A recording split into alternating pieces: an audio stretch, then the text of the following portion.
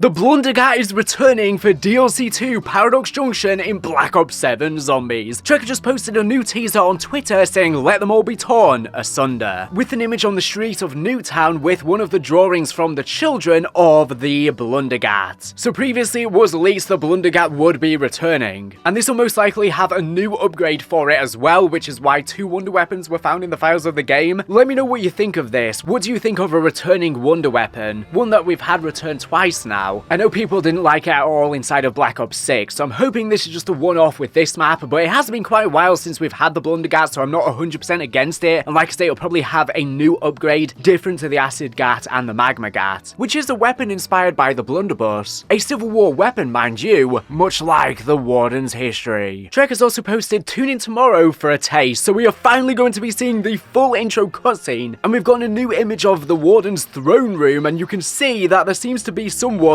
locked up with these roots, and the Warden has one of his skull cages right next to him, so I'm guessing this is a place where he's been harvesting souls with these skulls, and he's feeding on all of their life. But us, the crew that he sucked off in the ashes of the damned intro cutscene, gave him a much bigger meal than all of these, which probably only gave him a little bit of essence in comparison, and is just not enough. Yesterday we did get another teaser as well, showing another piece of paper, this time of one of the Nuketown buildings, confirming, yes, this map is 1,000,000% Nuketown. In fact, Josh Cool managed to find the exact point on Nuketown where the image is actually from, as you can see the tiles on the street. So obviously this is post-nuke, and the caption here, beware those voices, this is no place for children, which I would assume is a quote from the intro cutscene for the map featuring the Warden. So previously we did see the child version of what looks to be Samantha Maxis and Ava Jansen. This map seems to be taking place outside of time, so I don't know why they are there as children, but seemingly the intro may show the nuke going off and then the aftermath of it, maybe the children playing in the grounds, and then all the paper gets burnt. But you can see this piece of paper specifically shows what looks to be a timer fracture, similar to the fractured veil on Shattered Veil, but it's yellow this time around, and it looks pretty much like the exact same animation as the ones within Endgame, and I think there's a multiplayer map as well. So these are probably the different portals on the map, that maybe they're going to be like different tears, and you can just jump back and forth between the different versions of Nuketown, because apparently there might be 3 different versions of Nuketown layered on top of each other in space and time, meshed on top of each other, and you might be able to just jump between them. I'm just hoping there's no portal animation between flipping between the different versions of Nuketown. I hope you can literally just walk through it like you can in the multiplayer experience. That would be a lot more streamlined, otherwise it would be very annoying. Now there are actually 4 versions of Nuketown outside of Nuketown itself that you can see outside of Area 99 that you can see from these images on screen from Killer Stitch. So could these different versions of Nuketown be the different test sites, or will it all be from the same site? So this basically confirms that this is essentially a hellish version of Nuketown. That's why the Blundergat is back, just like on Alcatraz, and we have a new Warden now this time. Could we even see Brutus as a special zombie on the map? We will have to wait and see. Now there has been some other leaks coming from Zone X, and he's basically said he already knows what the entire Paradox Junction main quest is, but he said he's not going to spoil it. But I've already seen people hinting at various different things on Twitter. Now according to him, he doesn't hunt the main quest, but he learns of the quest beforehand. I mean, obviously that then changes the perspective when it comes to hunting side quests, so you can let me know your opinions on this in the comments below. As far as we're aware though, the YouTubers didn't get leaks for the past quests. I think it would have been more obvious, but I'm hoping that it stays that way going forward. But it shows how easy this stuff can leak out. According to him though, the quest is fun, but he doesn't really elaborate much more on that. Oh, and I also want to mention regarding the first teaser, which seemed to show a plague hound. Lots of people commented it might not be a plague hound, and it could be a radiation hellhound infected by the nuclear blast, and that's probably what it is, but it's probably very similar to the plague hounds anyways, because that's kind of what they were. They would explode with the nova gas. I would suspect it's probably similar, a radioactive dog that will explode when you kill it, and probably have the gas emitting from it in a similar way like you can see. Now recently there was a leak of a Standalone Zombies Game, or Standalone DMZ, potentially being separate from the main release, and the main release is just turning to multiplayer and campaign exclusive, potentially after Modern Warfare 4, but Call of Duty then responded to this saying that it is a false rumor. But Zone X responded to it saying, guess I'll add fuel to the fire. When Hope tweeted this, I asked around and got told that despite what they said the other day, Call of Duty are apparently working on a massive massive separate game. They were unsure if it's dedicated to zombies, but they are certain it's a standalone title. So could that be something DMZ inspired? I don't know. But honestly, I do think Call of Duty will move away from the yearly annual release model, and I don't know how they will do it exactly, but I could foresee them doing some sort of Call of Duty season pass, and you pay a monthly or a yearly amount to just get access to all Call of Duty offers, and then they have potentially, you know, separate multiplayer you can buy, or potentially they could even do like a multiplayer season pass or a zombie season pass, so it basically just becomes one game that you just pay monthly or annually to just keep getting new zombies content, or keep getting new campaign content, or multiplayer content, or DMZ content, or whatever, because everything's going down the subscription pass model, and they would probably make a lot of money this way. I mean, during a whole year, the subscription might be more expensive than just a standard release, and then you can stop subscribing if you're not playing as much, or just subscribe when you want to. I wouldn't be surprised if something like that did happen, but yeah, it was weird for Call of Duty to shut down this rumor about a standalone zombies release. It's been rumored for a very long time. I'm sure Call of Duty have been wanting to do it for a very long time. We even have leaked internal documents showing that they actually have been wanting to do it, but every single time it has just never gotten really past the concept stage. So maybe this leak did have some validity. There has been maybe discussions in the studio regarding this idea, but it's never really gone into full production or anything like that, which is why they shut down this rumor. But it's weird for them to shut down this rumor because people were hyped for it. I don't know why they would shut down something people are excited for, but then they leave all of these other false rumors up to speculation. At the end of the day, it probably wasn't really hurting them in any way. It's only hurting them now actually deconfirming it, because it was something people were looking forward to. At the same time though, I guess it's better to not get people's hopes up for something that might not exist or might not come out, but this has happened so many times with Call of Duty in the past. They're probably just trying to make the leakers all look completely fake. They want to ruin their legitimacy and their credibility, so people stop listening to them, which obviously all the leaks are subject to change and or misinformation and misinterpretation. And whilst I would say that people generally have that picture anyways, to take all leaks with a grain of salt, people do get carried away with them all of the time. Even I still struggle with it sometimes, especially when things are being reported by many different people and then they end up turning out to be false. But such is game development, it's messy. Lots of stuff gets floated around, but it doesn't necessarily meet a deadline. And at the same time, a zombie standalone game has been rumored for so long, and we've seen how many times it has just not come out, that if it didn't happen again, I don't think it would come to anyone's surprise or shock. Anyways, let me know all of your thoughts on this in the comments below. I'll see you with plenty more content to come. Bye.